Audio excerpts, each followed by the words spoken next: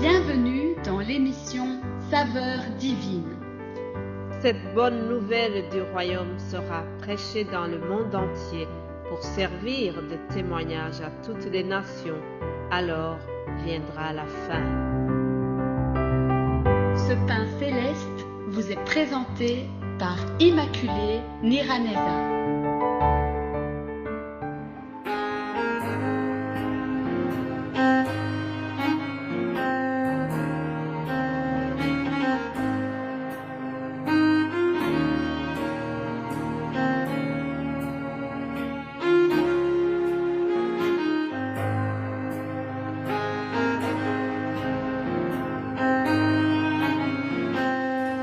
Bienvenue très chers amis à l'écoute de cette émission, que la paix de Christ soit avec vous. Je remercie le Seigneur qui me donne encore la vie ce matin. Je le remercie aussi pour vous tous qui m'écoutez. Je remercie le Seigneur pour le soleil qui brille ici en Belgique. Là où vous vous trouvez, j'espère que vous avez du bon temps aussi. Si ce n'est pas le cas, patientez. Et je vous souhaite surtout que le soleil divin brille dans votre cœur. Alléluia. Alors, vous savez que cette semaine, nous sommes en train de voir les avantages qui sont liés au fait que Jésus soit retourné auprès du Père Céleste. Lundi, je vous ai dit que Jésus a vécu avec ses disciples. Ils ont vécu des choses intenses ensemble. Il a fait beaucoup de miracles en étant avec eux. Les disciples se réjouissaient d'être à côté du Seigneur et d'assister à tout ce qu'il faisait. C'était vraiment bien. Ils auraient voulu qu'il reste parmi eux. Mais Jésus-Christ les prévenait souvent en leur disant qu'il doit retourner auprès du Père. Le moment est venu et Jésus est retourné, mais avant cela, il leur a dit, il est plus avantageux que je m'en aille. Nous voyons donc les avantages qui sont liés au fait qu'il soit retourné au ciel. Mardi, ma sœur Odette vous a enseigné à propos de l'intercession. Jésus intercède pour nous. Jésus prie pour nous. Alléluia. Et mercredi, nous avons vu que Jésus combat pour nous. Jésus nous protège contre nos ennemis. Alléluia. Et aujourd'hui, un troisième avantage que nous allons voir, c'est que Jésus nous a laissé des dons. Lisons Éphésiens 4.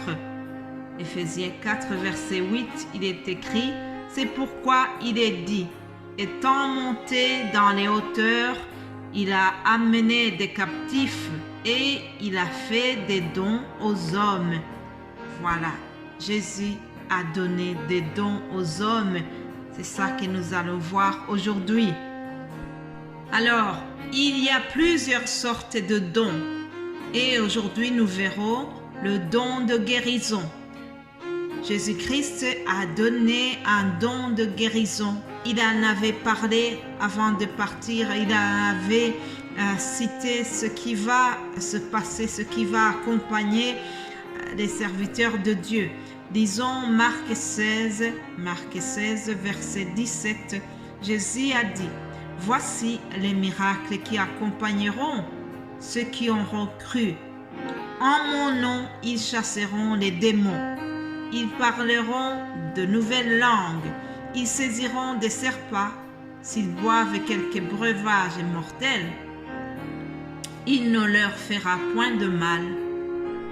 Ils imposeront les mains aux malades et les malades seront guéris. Amen. » Voilà, chers amis, le don de guérison.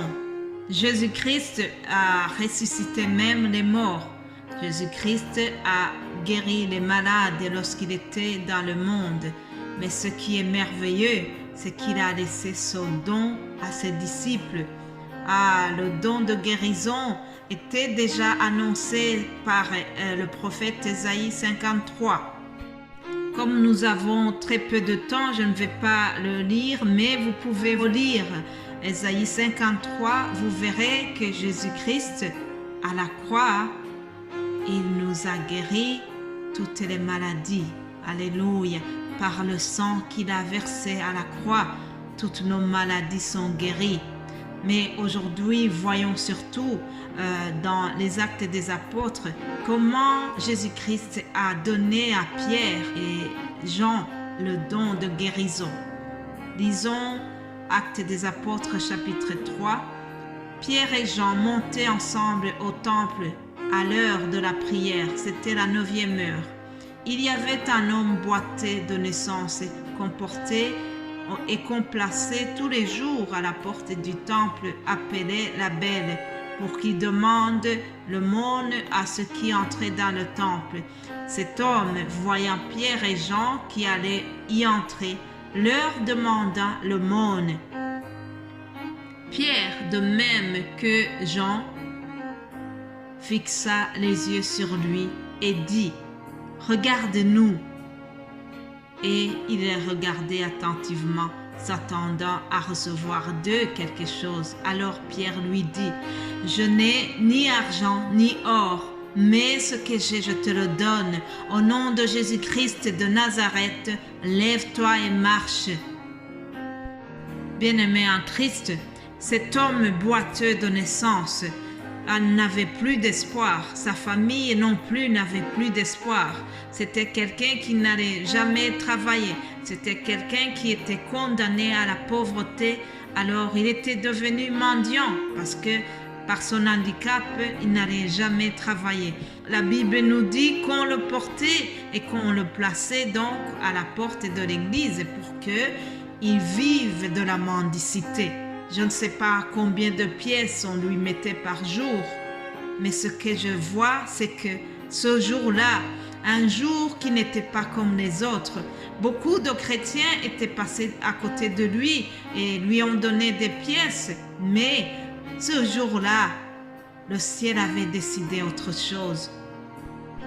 Par la providence divine, Pierre et Jean sont passés à côté de lui et Pierre et Jean avaient quelque chose qui est supérieur à la monnaie qu'on lui donnait. Pierre et Jean avaient le don de Dieu en eux. Alléluia. Pierre et Jean avaient la puissance de Dieu qui était en eux. Le don de Dieu qui était en Pierre et Jean était impérissable.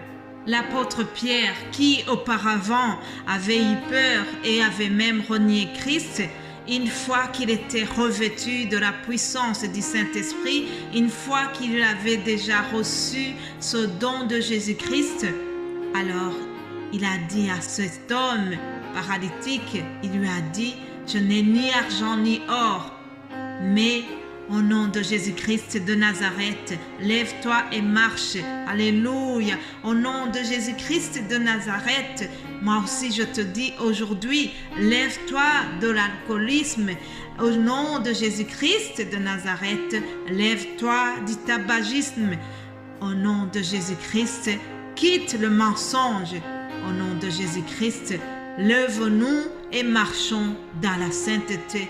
Par la foi en Jésus-Christ, chers amis. La suite de ce texte nous dit qu'ils l'ont pris par la main droite et ils l'ont fait lever. Alléluia. Et au même instant, ses pieds et ses chevilles sont devenus fermés.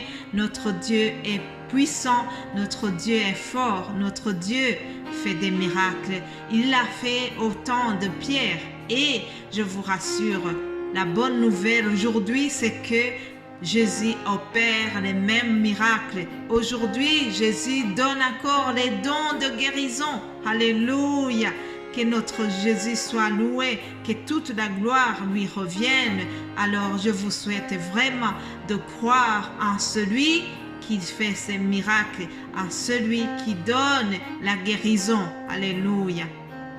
Marc 16 se termine par cette parole.